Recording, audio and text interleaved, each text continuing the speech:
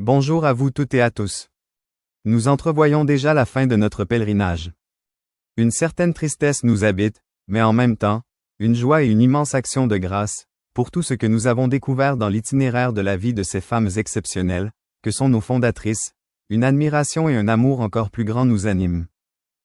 Il reste encore des lieux significatifs que nous n'avons pas visités. Nous sommes parvenus presque à la fin, mais si vous le désirez nous pourrions nous y rendre. Qu'en pensez-vous? Allons. Avant notre départ, prenons le temps de prier ensemble.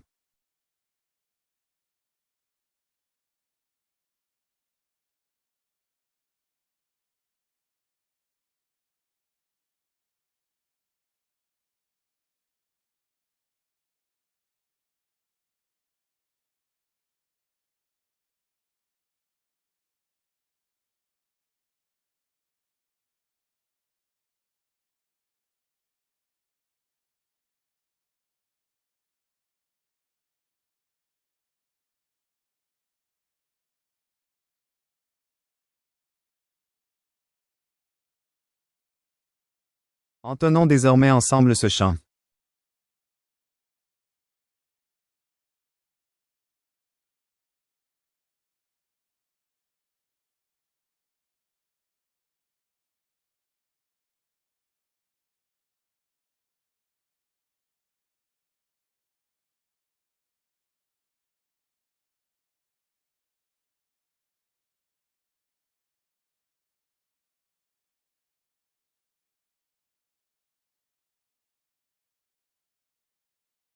Vous voici sur la rue Benefit.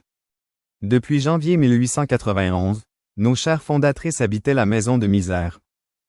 En tant que sœurs, elles désiraient avoir une œuvre de charité, elles songeaient à réunir à nouveau les orphelins autour d'elles. Pour cela, il fallait un logement plus convenable. Tout le mois de mars, elles ont prié Saint Joseph. Au début d'avril, leur patiente prière fut récompensée. Elles ont loué 2 logements de 12 pièces, au 51 et 53 sur la rue Benefit. Le maigre mobilier fut déménagé le 7 avril 1891.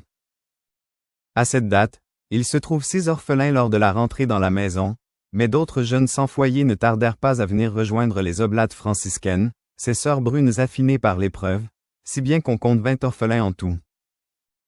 On doit augmenter la quête pour tout ce monde. L'entourage ne voulait pas de ces enfants près de chez eux. Les gens des alentours ont fait pression sur le propriétaire en l'obligeant à congédier les sœurs. Le propriétaire parut indifférent et offrit les 2 autres appartements aux sœurs. Dans la foi, en acceptant l'offre, elles durent faire une entière confiance à la Providence, car elles n'avaient pas d'argent. Mais à chaque fin de mois, elles étaient capables de payer le loyer grâce à un don qui arrivait à point. Un des bienfaits de cet agrandissement a été que Maman Durocher a pu bénéficier d'une chambre pour quelques semaines avant de partir pour Pulaski avec son fils, le père Durocher. Et quelle amélioration goûtée par chaque sœur, pouvoir coucher sur une paillasse ou sur un matelas. Après quelques mois, le logement est devenu trop petit, il faut chercher ailleurs. Déplaçons-nous vers la rue Bleecker. Ah nous voilà, voyez la belle grande maison au 10 rue Bleecker. On commence par la louer et, le 4 octobre 1891, c'est le déménagement. Puis, le 13 octobre suivant, M. Rondeau, père de sœur Marie-Joseph, achète le terrain et la propriété située près de la maison de misère. On pourra y faire un agrandissement et ainsi accueillir les orphelins les plus pauvres. On la nommera Orphelinat Saint-François d'Assise. Quel bonheur d'avoir une si grande maison. Sa réputation grandit vite. Elle est accueillante pour plusieurs personnes. C'est dans cette maison que fut accueilli le père Fafard lors de sa visite à Worcester en avril 1894. Un nouvel agrandissement a été apporté, ce qui leur permit d'accueillir des personnes âgées. Un autre lieu nous attend, nous y découvrirons certainement des événements mémorables. Après avoir marché et être restés debout longtemps, allons nous asseoir à l'église Saint-Joseph, je vous raconterai ce que nos sœurs du Canada ont entendu de Mère Marie Zotique. Cette église avant d'être désignée église paroissiale, était une grande chapelle sur la côte des Canadiens. C'est là que Marie-Louise Rondeau, Mère Marie-Joseph, a vécu la cérémonie de sa prise d'habit. Plusieurs autres compagnes, suivant leur entrée dans la communauté, y ont revêtu leur saint habit. Cette chapelle fut détachée de l'église Notre-Dame des Canadiens et devient l'église paroissiale Saint-Joseph, confiée au curé Gratton. Celui-ci a adopté une position favorable aux franciscaines.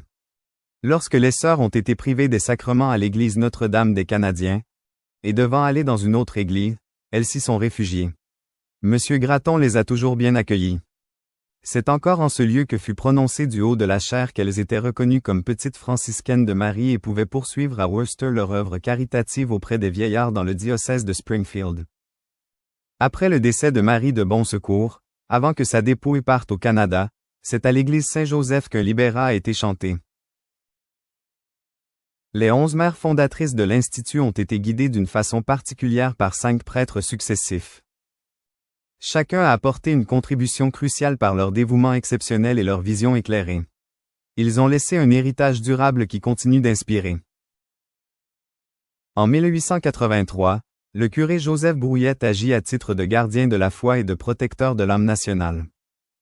Sévère de visage, généreux de cœur, le curé Brouillette ouvre largement sa bourse aux malheureux, il donne encore plus de lui-même.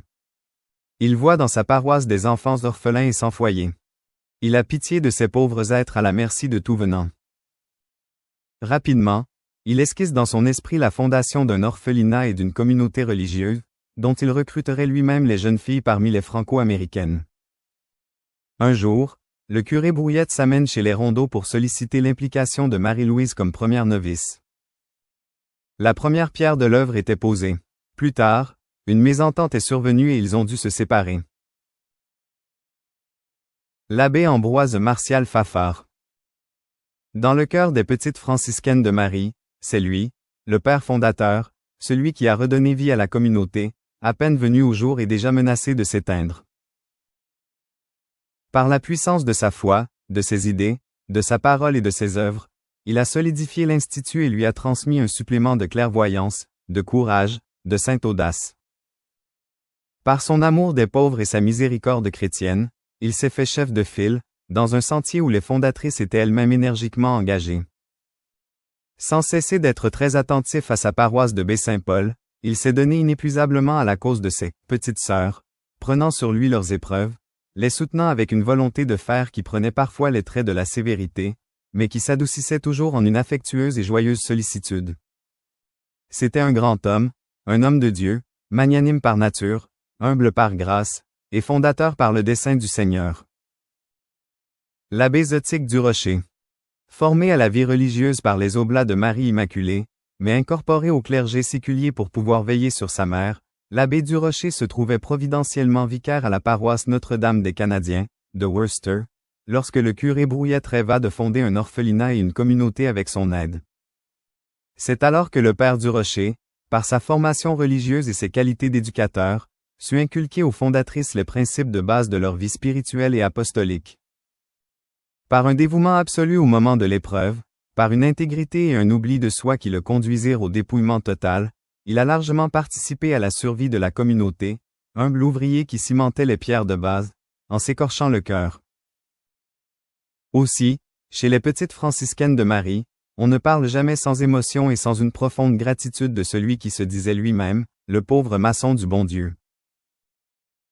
Le père Hugues Langlois. Du jésuite, le père Langlois avait la hardiesse joyeuse, le sens du discernement, la formation à l'obéissance. C'est en réponse à la demande de son supérieur, lequel obéissait à l'évêque, qu'il devint, à Worcester, le conseiller spirituel des Oblates en 1891. Année tragique, s'il en fut, mais année décisive aussi, où l'optimisme surnaturel du père Langlois favorisa l'agrandissement de la communauté vers Baie-Saint-Paul. Aussi aura-t-il toujours son lieu privilégié dans la mémoire du cœur. Le père Beckmans-Marie Mangin. Né en Alsace, entré chez les franciscains d'Amiens, en France, nommé pour le Canada en 1896, le père Beckmans fut certainement l'envoyé de saint François pour greffer la frêle tige franciscaine aux vigoureux arbres séraphiques. Jamais les fondatrices n'avaient fléchi dans leur intense désir d'être filles de François d'Assise. Arrive le père Beckmans, en 1902, il vient voir. Après 12 jours d'un impitoyable examen, la cause est gagnée. Vous êtes de vraies franciscaines, déclare-t-il aux sœurs profondément émues. Et alors, ce chantre de l'amour et de la miséricorde, qui sait être aussi un maître spirituel sage, prudent, perspicace et même austère à ses heures, consacrera des années de collaboration attentive pour mettre au point constitution, directoire, manuel de prière, cérémonial, blason, affiliation à l'ordre séraphique. Mais par-dessus tout, il enracinera dans l'Institut la spiritualité de saint François, et dans chacune des sœurs la volonté d'être petite, pauvre, charitable, adorante et joyeuse. Les restes mortels du père Fafard, de l'abbé Zotique du Rocher, du père Hugues Langlois ainsi que du père Beckmans-Marie Mangin, reposent ensemble dans le cimetière de la communauté depuis 1961, entourant le monument du père Fafard au centre des pierres des 11 mères fondatrices. Leur héritage spirituel perdure avec l'aide de la Vierge Marie et de François d'Assise. À travers un quiz, vous explorerez les moments marquants du parcours des fondateurs dans la fondation et l'essaimage de la communauté. Alors, prêt à tester vos connaissances? Notre pèlerinage serait incomplet sans prendre un moment de recueillement sur la tombe du curé Joseph Brouillette. Rendons-nous au cimetière Notre-Dame des Canadiens. Son épitaphe est apposée sur le monument funéraire. Malgré les tempêtes, les fondatrices l'ont toujours vu comme le bon curé Brouillette, fidèle soutien de l'œuvre naissante. Il fut, sans conteste, l'un des premiers artisans de cette œuvre divine. Remettons notre sac à dos pour monter dans l'autocar Nolisé, le PFM Inc. Confions la sécurité de notre voyage de retour vers Baie-Saint-Paul à nos chères mères fondatrices. Ensemble prions.